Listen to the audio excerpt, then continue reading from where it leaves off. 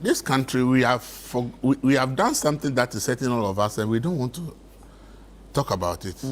Which is this? Enforcement. Okay. Because we have the bylaws. When we were kids, even in my village, when they say tankers, people are coming. Yeah. Every house, people are running. When the boiler is in the wrong place, they are carrying it to go and hide somewhere. When the gutter is dirty, people are cleaning.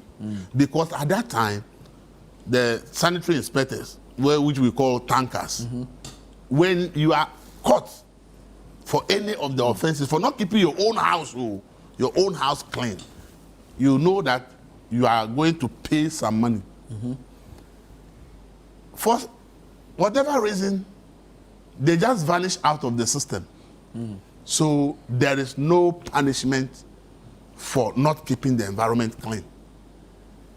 Humans will not do the right thing until you enforce certain standards. And in a country where we have become a people who do not really enforce standards, it's going to be difficult for us to win the war against cleanliness. Because as long as the person knows that there is no punishment for that offense, or nobody will come after me, the person will do it. And I am of the view that it's about time we look at that again. Because I don't see how we believe that our environment will be clean when, in the first place, our fiscal planning is one of the poorest. Even if vehicles are to go to certain places to go and pick up the refuse, there is no even way. There's no way, because people have built with that, considering the fact that there should be lanes that vehicles can use to pick refuse and other things. And so that one aspect, we are not enforcing anything. People are building anyhow. If you look at new settlements around Accra and Tema, the planning in those new settlements are worse than... We are developing without planning. Without planning. So when you develop that planning, you create a slum. Yeah. And so long as there is a slum, cleanliness will be an issue. And if you have a slum situation, like you have an unplanned settlement, and there is also no enforcement by sanitary inspectors, then we will spend so much money doing all this cleanup, and the next day, 2 days that you go, and the place looks the same. So I am asking, is it worth it to be spending the money to be doing all this cleanup, or we should rather use the money to recruit sanitary inspectors, okay? And if we think that we can't do it on our own, can we contract it to a private person or company that if you give me the right to employ sanitary inspectors, deploy them, and make sure that Ghana is clean, I will do it. I'll collect the monies, and whatever money I collect as an institution, this percentage go back to government, the rest comes to... So the government will actually not be investing any money. The private person will invest, recruit the people, get the job done. But this is not the work of the local assemblies. It is their work.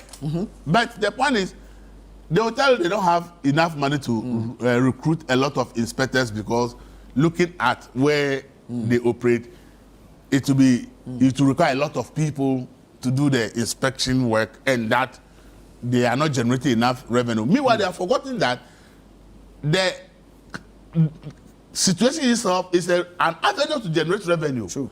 To monetize indiscipline, to make money, is a huge thing. So they can consider casual workers not permanent.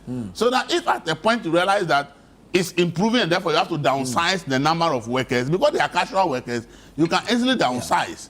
That, oh, we've done this thing, but improvement is coming, so we don't need all this number of inspectors anymore. So we can reduce.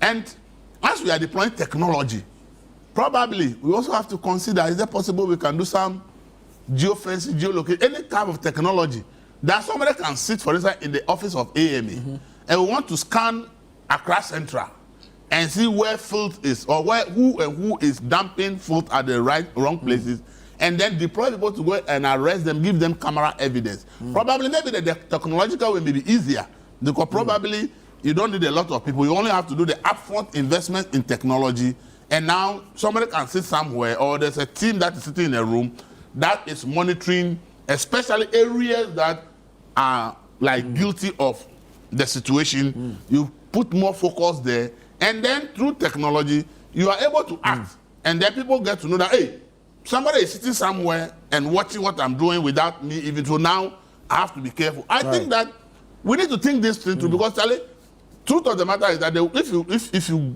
go around Accra, sometimes you'll be shocked, especially when it is a weekend. As a weekend, it's like sanitation workers don't work.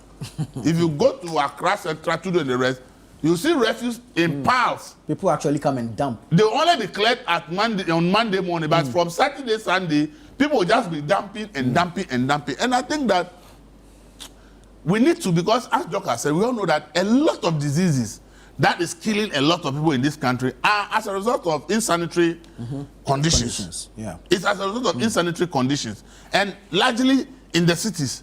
Because interestingly, if you go to most rural areas, they have a designated place for their refuse, and everybody senses there. So you go to a lot of rural communities, they are cleaner than the cities. So I think that either we get more inspectors, each assembly improve on inspectorate, or we find a technology that can help, and then we find the upfront investment and use it to get it, because it's so serious when you walk around town.